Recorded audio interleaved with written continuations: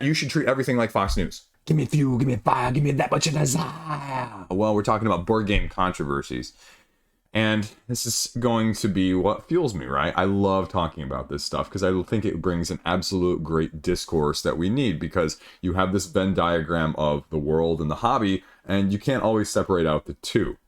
Now, what this is based off of, if you happened to be browsing Reddit and you saw the post there, that was a link to Jamie Stegmaier's post on Stonemaier Games talking about 5 controversies and how to stop the harm.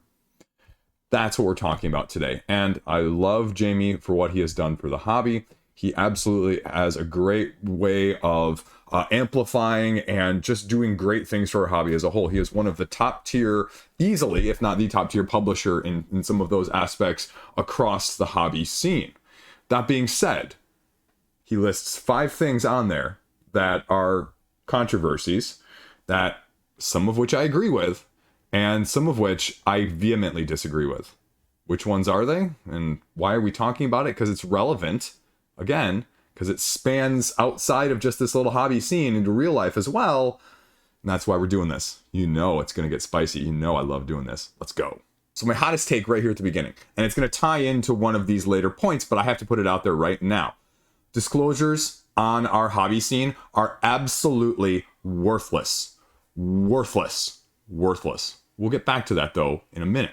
Jamie makes a very good point at the beginning of this blog post, which, again, I will link down in the video description below. He says, when we make mistakes, right? When we make mistakes. It's not if we make mistakes. It's when we make mistakes. How do you deal with them? How do you reconcile them? How do you handle them, bring them to light, whatever it may be, right?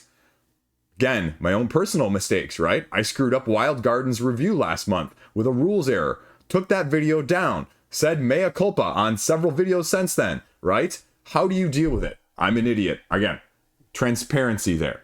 The other thing that he clarifies is that when we talk about these mistakes, right, the important clarification, the important thing is that, are these causing harm? And that's where it gets a little bit wavy in my head, but we'll talk about that in a second. You feel morally obligated, like most of us do, to prevent that harm from occurring to other people. I owe it to myself, I owe it to acknowledge to other people, to address, to learn from those mistakes. I agree with that wholeheartedly. It's not for clicks, it's not for views, it's not for drama, it's not for revenge, whatever it may be. Okay, I may have done that last one once, but right? Anyway, that's not what we're talking about here. How do you do that? And 5 mistakes that he breaks down, various levels of what he calls controversy in our industry, very recent, we'll say. And so we're going to talk about these each individually and how I feel about them and how I both agree with several of these and how I also vehemently disagree with a couple of them, and a few more nuanced points that I feel like have to get talked about because there's greater depth that goes into this, even with the Reddit conversation about a few of these points as well, trying to illuminate and, back and forth as one does on the internet, right? The first one, and I saw this one actually over on Board Game Geek, I don't know, it was like 2 weeks ago.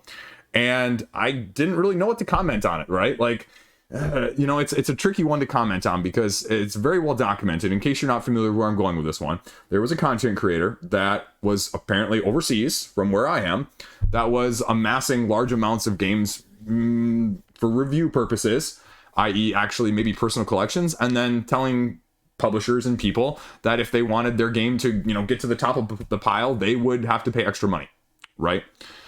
And there's a detailed account, very detailed account over on Board Game Geek that sort of outlines this.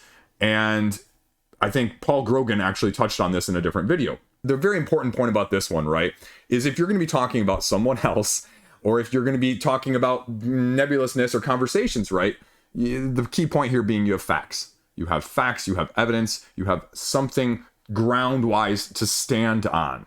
And the question that Jamie says, as well, is it legal to share other people's private correspondences? Well, if you're one of those parties, I think it is. I mean, it's like some of the states that have one side's versus two sides permissions to, tape somebody or record them, that sort of thing. And so that's sort of where he dives into there and like, okay, well, is this hurting? Is this helping? Kind of where that goes. But that was one that he talks about, which, again, if you haven't read that Board Game Geek thing, just go over there and read it. It's kind of crazy. Point 2, and this is the one that I personally have more stake in, right? Point 2 here, the stipulation. A commenter And again, this is the important part I think has to be clarified here as well. In my job daily, words matter. How you choose your words can have a definitive flow, a definitive subtle hint, nod, wink, implied meaning behind them, right? I can say things without say things if I want to document things a certain way. I think it's okay to question.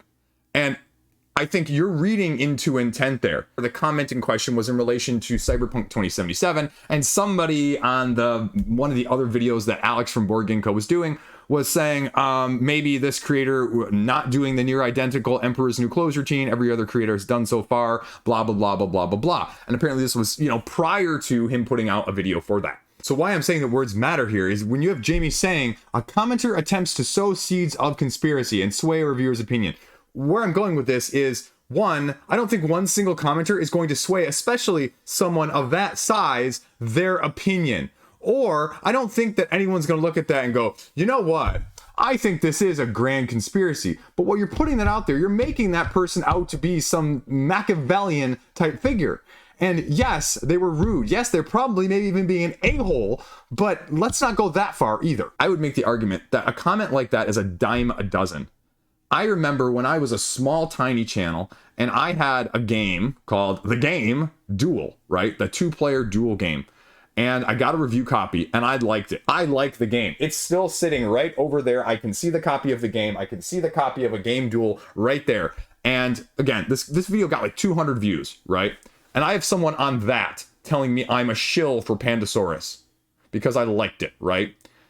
And obviously, it's not a perfect apples to apples comparison there, but where I'm going with that is these comments are ubiquitous and commonplace across the internet. And so I don't think this is someone trying to sow seeds. It's someone seeing a pattern of behavior that happens on a lot of very, very, very, very high profile campaigns. And I don't think that's unreasonable. How you say it is the issue. I don't think it's unreasonable to go, hey, is this going to be dramatically different? I mean, when we discuss about, various online communities saying, I prefer this person, I prefer that person, right? You look at how they do things, their style, their biasness, their disclosure. And those are the things that people take into account on whether or not they jive with you or they value your opinion. And so I think it's okay to say, what is going to be your perspective on this? How is your perspective going to be different? I am really concerned that it seems like the perspective of this type of game on crowdfunding seems to be overwhelmingly one way. I don't think that's, wrong to say. And I think it's legitimate concern or criticism. How you say it, though, if you're going to accuse someone of purposefully misleading or purposefully having it only be one way, that's where the issue is, right? That goes back to the first point what I said, right? Do you have any evidence for that? No, you don't. It's all supposition, guesswork. It's just making stuff up. And you may be right, you may not be. But the problem is you could be just as right as you are wrong. And there's no way to truly know that. And this goes back to the very beginning, the tease at the beginning, right? Disclosures are worthless. Because the other commentary that was going on with Reddit with this was, and it devolves, right? That goes into a squirrel sort of bunny trail, talking about this particular situation with Alex and GameFound and Awakened Realms and that sort of thing, and the umbrella and the divide between the two, but really still overarchingly kind of being connected and those sorts of things, right? And the conversation was, how do you prevent biasness there? And the issue and the main point, I guess, where I'm going with this is that you can't. You may put disclaimers out there. You may say, look, I am associated with this, but this is my main point here as well with this one, is that research into this, not just layperson talking about bias, layperson not talking about disclosures. I did significant reading up of scientific journal article reviews of this talking about disclosure and the effect that it has, not only on things like money lending and borrowing and loans, but also perceived bias of things like the healthcare field, where, you can't have anything, or they have disclaimers at their slides on their presentations, a standard formatting to 3 slides saying, this is what the disclaimers are and what they aren't and how it may or may not and what they've received and anything like that, right? But there's also a significant amount of evidence that actually says, and again, on the surface value, it doesn't make a lot of sense, but stay with me here because it will when I explain it. Disclosures are not really always as valuable as you think they are. It doesn't actually prevent you from having bias, right? It doesn't stop the bias. It doesn't even necessarily help the person receiving the information. I read this very interesting article. I've got it pulled up right in front of me on the laptop, so I'm not going to misquote it or misconstrue it or screw it up, essentially, right? 2011, some academic research was done from the CMU article, and they said, disclosure can actually significantly backfire in a lot of these situations. And I would argue that on our media side of things, that's what I see, right? People are, saying in the comment section, well, you said that you got this game. You said that you were paid this amount, right? And so therefore I know it and, it doesn't affect me. Well, hold up here for a second.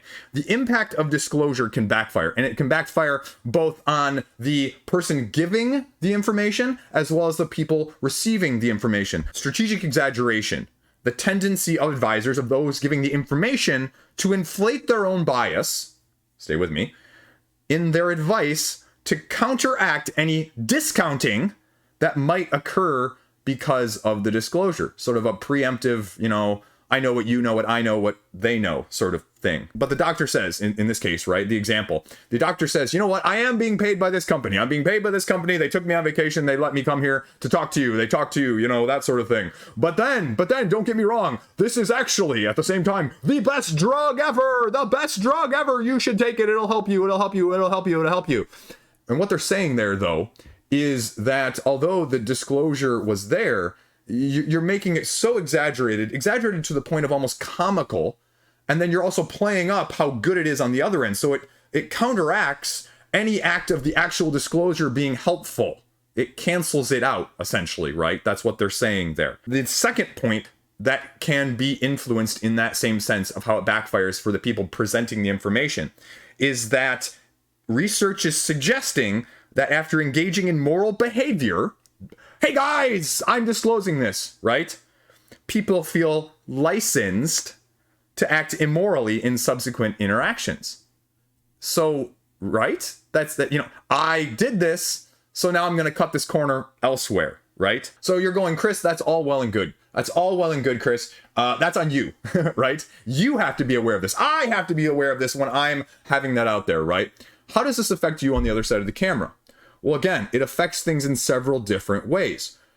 Honestly, we all think that we are really good at, cognitive dissonance in that sense of separating out, okay, I know that maybe they're not presenting it to me completely clearly, but I can tell. I'm smarter than that. Research has shown, on average, you're not. Very pessimistic research saying, you know what? People hear that. They are likely to anchor on the advice that they receive. Not necessarily being able to separate those two things out nearly as well as they thought, and adjust rather insufficiently with how much it actually is being influenced in the first place, even though they know the information might be biased. Secondly, again, sort of an inverse of what you might think. Research on disclosure of conflicts of interest suggests that recipients are not really concerned on the information that they're getting from these people. Actually, the more they disclose, again, like as a drug company sponsoring a doctor, right? The more that the doctor discloses, the more honest they think they're being, and actually the increased trust in that sense, but still not being aware of how potentially biased that information is. You see what I'm saying there, right? You would think that, if you're saying I have a conflict of interest, I may not be able to present it biasness. People go, oh, but I think they'll be unbiased. Not so much, research shows. And this is the other interesting point they talk about here. Disclosure is interpreted as a sign of honesty, or the fact that these advisors or these people that are being paid in that sense, that are being sponsored, is interpreted as an indication of significant higher professional standing. We don't do that, right? It's not all the biggest companies that get all the paid previews, is it? Oh, it is for a large portion of our hobby, especially when it goes to crowdfunding. So there is seemingly some standard in that way, right? I've covered this before, right? You're seeing less and less review coverage from larger and larger and larger channels on especially crowdfunding. And you're seeing more and more paid content, right? Reflective of the standing or the perceived standing. Maybe not from that side of the camera, but from the publisher side of things. They're recognizing it from that aspect. And this is going to be ridiculous, but I have to say this, for time out here for a second, because I am not throwing shade at anyone. I'm not accusing anyone of anything, but I'm saying that these are the topics that don't get talked about. These are the things that, how much are you aware of these things if you're in any position, consumer, media, anything? It happens, and we just need to be aware of it, because that's also how you prevent it from having any problems as well. The third part of this is ultimately also very important, because I think that this is where a lot of it happens on this side of the camera when you're hearing the information, right? What do you do with that information? How do you process that information? How, do you take that and fit it into the model of helping you figure out? The truth is, there is no good way to figure that out. We don't have a model for saying, you know what, if you get paid, then it's going to, automatically go into this side or whatever, right? And they say, when you don't know what to do with the information, guess what happens? You just ignore it. It blurs the lines even further. You don't realize it. You toss it out, baby, with the bathwater in that sense. And that's what we tend to see now, is because we're seeing more and more on the crowdfunding side of things, blurring the line. Do the disclosure. This is a paid whatever. This is a preview. People not understanding what the difference between a preview and a review is. And so, guess what happens? They just toss it out. They say they're all the same. I mean, I see the opposite argument happen all the time. Well, what is a preview? Can you get a review on an unfinished game? Or is a preview only something that is paid? Where is that line? I've seen the discussion on this side of the camera with content people all the time. And if we're confused about it, or there's not a clear definition on our side, I can just imagine that the audience, consumers, don't have a clear definition either. And if you don't have a clear definition, then it's probably going to get obscured. It's going to get muddled, or people, again, are just not going to care enough to differentiate. And so it's either going to go completely one side or the other, which, again, is not going to help you figure out or deal with this, bias or provide value to disclosures in the first place. One last point, though, on the counterpoint, is that I'm not saying every disclosure is bad. You just shouldn't do it, right? That's not the point of this. What I'm saying, though, and what they say here, though, is it can be helpful. They say when given advice from two people, one conflicted with the, premise and one that is not conflicted, disclosure is more effective when conflicted advice is contrasted with unconflicted advice. However, the analysis of the results indicate that they need to be near perfect for advice recipients to properly weigh a second opinion. Which begs the question, how many perfect situations do we have in these sort of scenarios? Less than ideal in almost every single one. So that's why I guess my concern being, right, like disclosures are nice. You can click the button on YouTube. You can say at the beginning of the video, I got a review copy, or this is a paid preview. But the truth of it is, right now in our hobby, the clicks are the only thing that people pay attention to. And based on the clicks, I would argue that this research is kind of proven true, that people just don't freaking care sometimes. And they think they're able to discern, and they aren't. Again, you're seeing a blur of it. Evidence has now shown disclosing conflict of interest has unintended consequences, helping conflicted advisors and harming those they're advising. With disclosure, advisors tend to feel more comfortable giving biased advice, and advisees do not adjust properly for this and generally fail to sufficiently discount biased advice. Disclosure also increases pressure on those being advised to comply with the advice following disclosure, and they also feel more uncomfortable in turning down the advice because you could be signaling distrust in that person in the first place. So their policies intended to try and reduce this. And that's where we're also going here with implicit bias with some of these situations online, right? The two big types of implicit bias when we talk about these. I liked previous game X. And so this is another iteration of said super popular big game. Well, I'm significantly having confirmation bias that this is going to be very similar. It's similar echoes. And so I'm going to be a little bit biased towards it in that first case. So no big deal. The other one, the more important one, the more concerning one that it ties into the paid side of things and the biasness that goes along with this, with the disclosures, is the halo effect. Now, when I talk about the halo effect, right, the halo effect meaning that if you have a group of people and someone over there is getting paid, is that going to have a halo effect around that person into the rest of the group to feel a certain way, as I said? Which also begs the question, right? And this is the conversation we've sort of joked around in the comment section. I've joked around with friends too, like, how much would it take you to be biased? How much would it take me to be a shill, right? No, I'm just throwing this out there. No shade on anyone. I'm just, supposing, right? When we're talking about disclosures, if you want to make disclosures more impactful, would disclosing the amount of money you were paid actually help put that model in place that I was just talking about, right? The fact that there is no model for people to be able to say, this is how I need to sort things. Well, would being very explicit about the disclosure actually help? The other reason I'm bringing up these types of biases, as well as all the stuff on, either side with the disclosure, is if you're not aware of them as me presenting it to you, or if you're a consumer, what my consumer biases are about disclosures, or what even could be there implicitly or explicitly. If you've never heard of any of these terms that I just mentioned, I didn't know about half of them before I did this video when I did the research. Then how are you ever going to be aware about whether or not they're affecting you in the first place? Again, going back to the healthcare example, they have to disclose, I got this, I got this, I got paid this, with more explicit information. Would it be helpful if I said, okay, well, I got this free game. I get this free game and a t-shirt. I got paid $1,000 to do this paid preview. I got paid $50 to do this paid preview, right? Would that help you as a consumer? No one's going to like to do it. No one's going to want to do it at all. Like, the fact I'm even proposing this is probably going to get me, yelled at. But at the same time, I think it would be beneficial from a consumer to know, okay, when I'm going to the camera website and they say they reviewed all of these cameras, okay, how do I tell which of these cameras are getting a slight bump glow up because they're all getting them sent to them, right? Going back to point number one of, well, this review all of a sudden came out, he got paid X amount of dollars to, jack this one up to the top of the list, right? When I was looking at projectors for my family, for our family vacation, there was a guy on YouTube who said, I bought all of these. I here have the Amazon slips and I'm going to compare them all, right?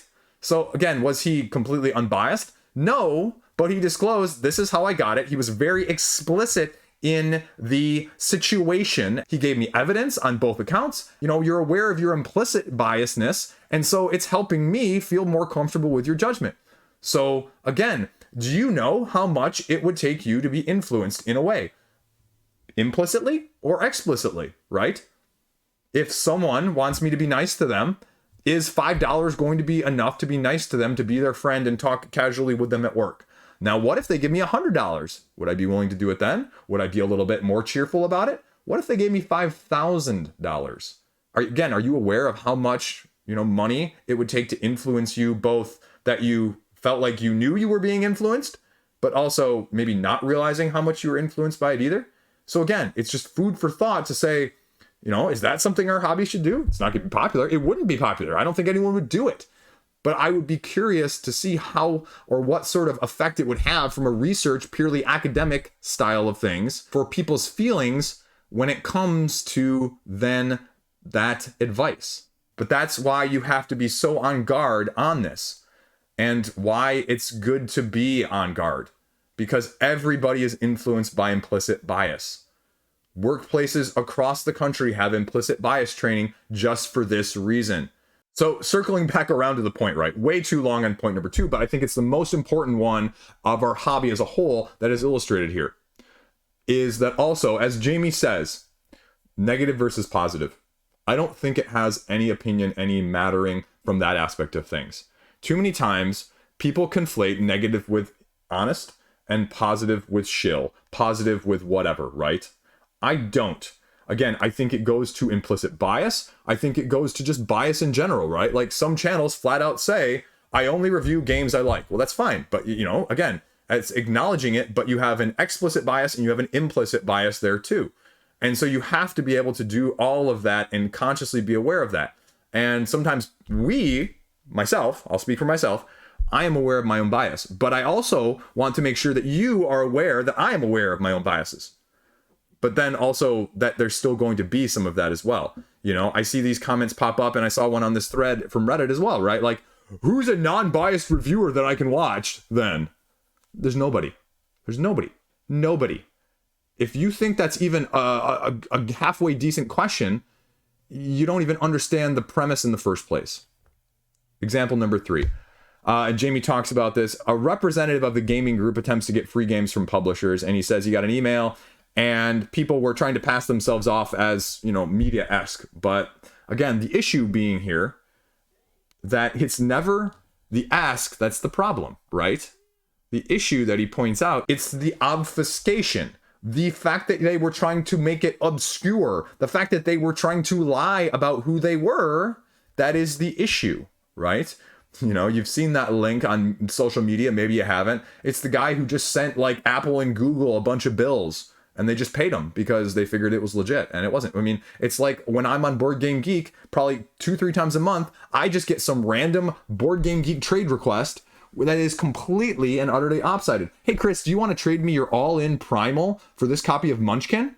Right? And you have people that just spam that because every once in a while you're going to have someone that bites, right? And that's the problem. It's not that you're asking, it's how you're asking. It's how you're trying to be deceitful in your ask in the first place. But it's because, you know, honesty, transparency, that's the big thing as a whole with this. Point number 4. A magazine publishes a quote that says the exact opposite. Now, I'm going to go sideways tangent on this one. I'm going to talk about it again on crowdfunding pages, where I am just like you guys as a consumer sometimes, right? And I have a little bit more insight, though, so I'll give you my little 2 cents of insight. Sometimes I'm asked to submit a quote. Sometimes they ask if they can quote me. Sometimes they ask if they can use words. One, my biggest problem is I don't find the majority of crowdfunding quotes useful. I think most of them are done in such vague manner to, again, obscure what they're trying to say, or to obscure them in a solely positive manner that it's hard to actually tell the meaning behind them. And because it's such a small sample size, you've got bias there, which is another type of implicit bias. Small sample size of telling, okay, well, here's my single quote, but here's in the context of my video. And so if you want to use my exact words, I'm always okay with that. My exact words. But again, as he points out here, sometimes they're misconstrued. Sometimes they're sort of paraphrased. Or sometimes they're just completely, well, this isn't what you said at all. And that's sort of the question is with some of these crowdfunding quotes, I can't really tell where they're coming from. I can't tell if that's actually a quote from the video. I can't tell if that's the publisher paraphrasing. I can't tell if they submitted a quote separately, completely, you know, not even part of, you know, their actual media in the first place. Because there is, again, pressure, and I've seen it, I've felt it sometimes for these quotes to make them a certain way to get them on a page. And I don't fault publishers for wanting really, really good quotes on their page, but it puts a lot of pressure on someone like me to say, you know, with some of that research I just talked about with point number 2 of, well, you know, I disclosed, so maybe I can be a little exaggerated here because then I get my name on that page. And if I get my name on that page, maybe I get a few more clicks. And that goes back to Jamie's point number 1, or even pre-point number 1 of why are you doing some of this stuff? I don't want to cause harm. I don't want to cause harm by misleading someone about my true feelings of a game like this. So again, it's just an interesting point to talk about and to be aware of. And again, going on side bunny trail rabbit tangents there, if you will. Last one, example number 5, he says, a retailer informs a customer about a publisher's sales tactics that are untrue. I mean, again, this is no different, right? Don't lie. Don't lie. I don't care if you're a publisher. I don't care if you're me. I don't care if you're a consumer. I don't care if you're a store, right? You don't lie. You don't say so-and-so's doing this. They're selling to Amazon before they're selling to us, I think was part of the issue or something along those lines, because that's been accused of before. You see it pop up all the time on crowdfunding. Well, they ship those games over to the retail side of things before the backers. Yes and no. But again, it's how people want to frame things, right? It's how you want to frame things on the news all the time. Slant bias media. Again, I was looking at this of the 15 different ways that media portrays biasness in the way that they frame the headline, in the way that they frame it on the page, in the words that they use that I talked about earlier that matter so very, very, very much. So the bottom line of it is, and again, this goes back to the second point, which is the most concerning, but overarchingly, all of these are issues, right? They're biasness, they're being upfront as much as possible, and they're being transparent. And it's also being self-aware. And that's my biggest concern, is that as a consumer, how aware are you? Or how aware are you that you're unaware? That's what happens, right? We are inundated on a daily basis with these framings of social media on Reddit, on Twitter, or whatever, newspapers, posts, anything that does that, they frame it a certain way. Fox News on one hand, CNN on the other, right? They frame things a certain way. So-and-so didn't shake so-and-so's hand, and the truth is that they didn't shake that person's hand, but the truth is that there was no handshake and they were never within 5 feet of each other, so there's never an attempt to, but it's an attempt on a political spin to make one party look bad because they're, looking down on the other party, right? For example, like that doesn't happen. Oh yeah, it does all the time. And so I guess that is where I'm going with this at the end, is maybe tying back to point number 2 as the overarching thing, because that's another point that Reddit made, is that the comment was that there is no journalistic integrity. There is no journalistic whatever, code of ethics, whatever. You're right, there isn't. There isn't. And so I guess what you should consider in light of me talking about disclosures really don't necessarily reduce the amount of impact or biasness that could be there in the first place, is that you should treat everything like Fox News. I'm fighting words. But what I mean by that is Fox News argued in court that they are not a news organization. They are an entertainment organization. So I guess what you should do is you should look at everybody on my side of the camera as providing entertainment. None of us are journalists. None of us are professional reviewers. It is all opinion with horribly biased information to present with, and even more biased whether I'm getting a copy or I'm getting paid, and just a different degree on the spectrum of things. And so you should look at everything like Fox News in the sense that, you know what? It's not really news. You know what? It's not really journalism.